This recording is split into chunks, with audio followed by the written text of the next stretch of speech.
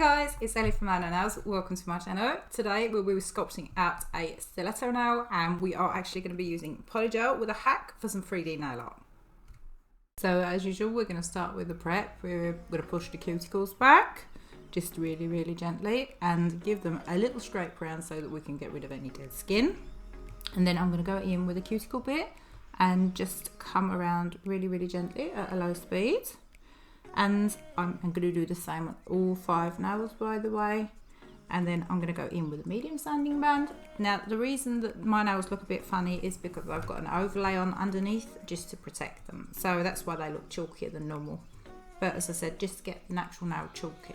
Then we're going to wipe that off with some alcohol and brush. So when that's done, I am going to use a thin coat of acid-free primer, which I'm going to apply to the nail, and you need to let this dry so that you don't get lifting. Then I'm going to go in with a base coat that I'm just going to pull out really thinly, making sure that I cover both sides but not touching the cuticle, and trying to cap the free edge. And as I said, I'm going to do the same on all 5 nails, and we're going to cure that. So we're going to be working with forms today and a pink polygel from modelones, just for ease so you can see what I'm doing.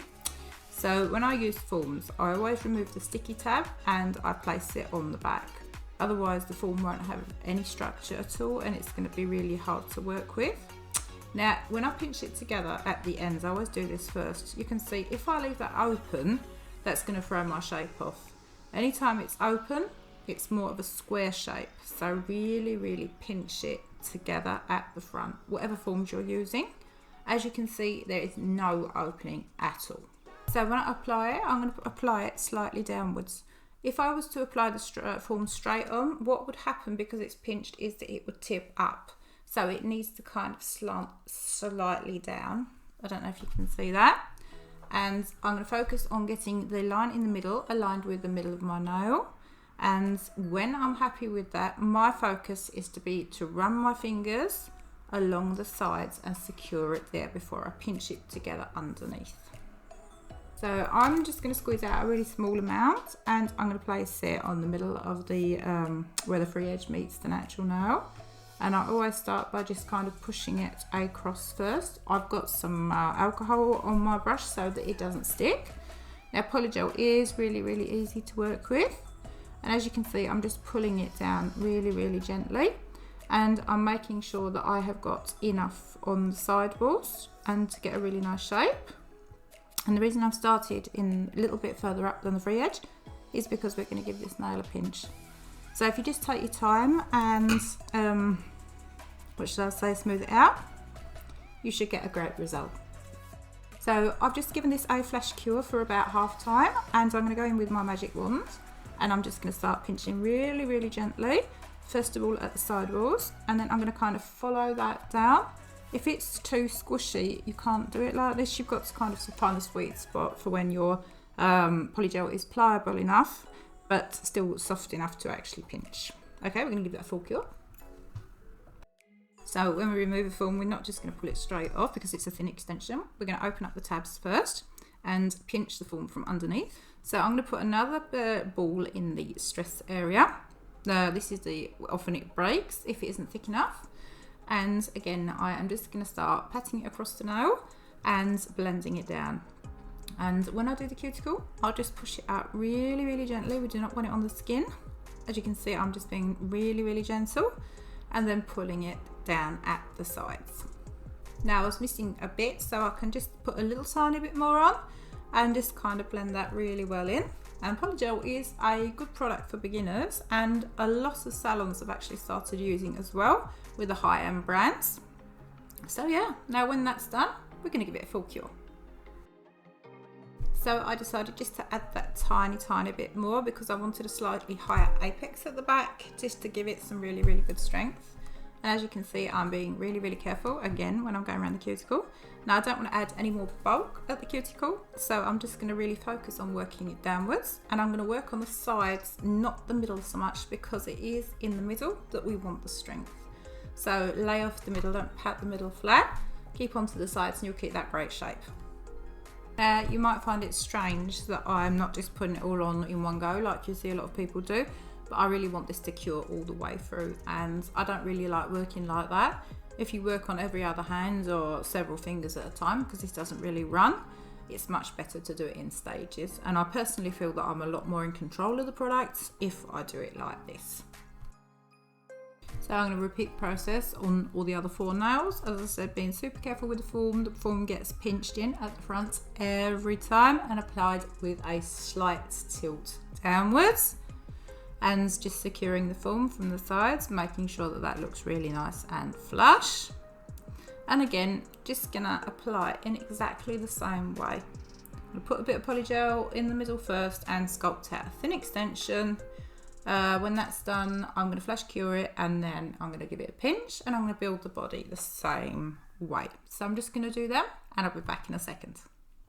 So I've just realised I've run into an issue on my index finger. I am lacking some product at the front. It should be coming straight out from the nail like it is on the other side, but here, as you can see, I'm kind of missing a little bit.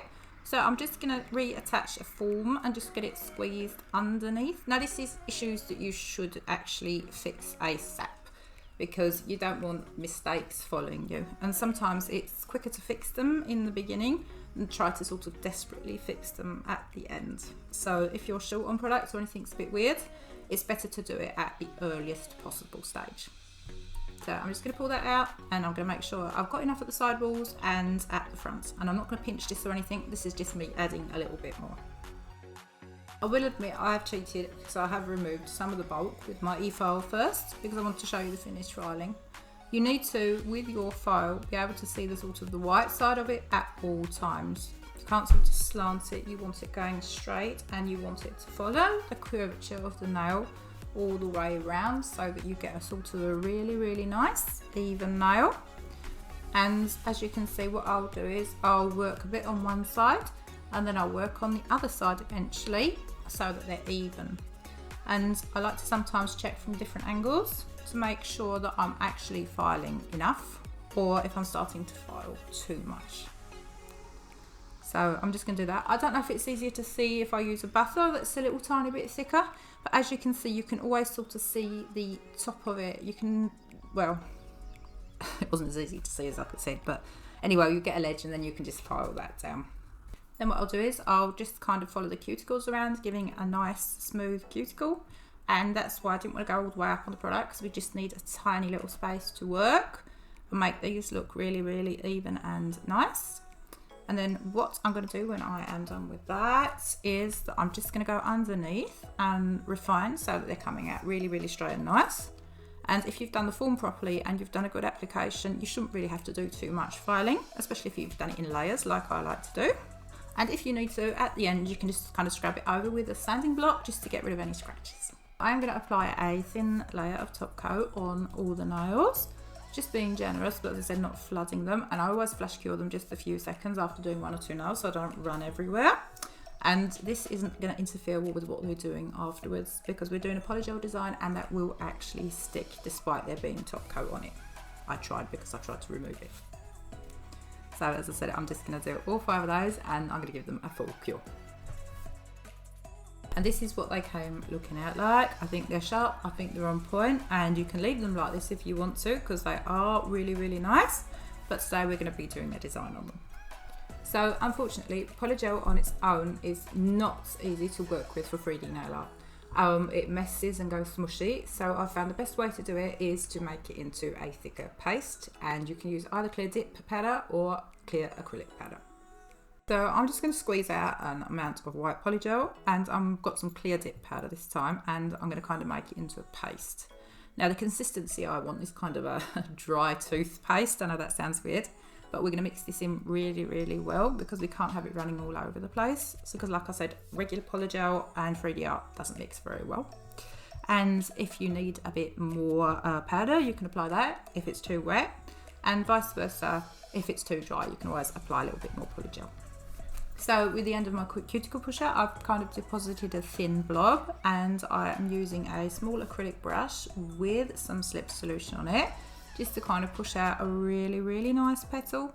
And we kind of going to overlap them. We're doing 5 petals, and as I said, because it's a paste, it will give you some more time to work with. Now I've put a second one down, and I'm just going to do it in the exact same way. What's really important to remember here is that you have to cure between each and every one petal, otherwise they'll just smush and mush.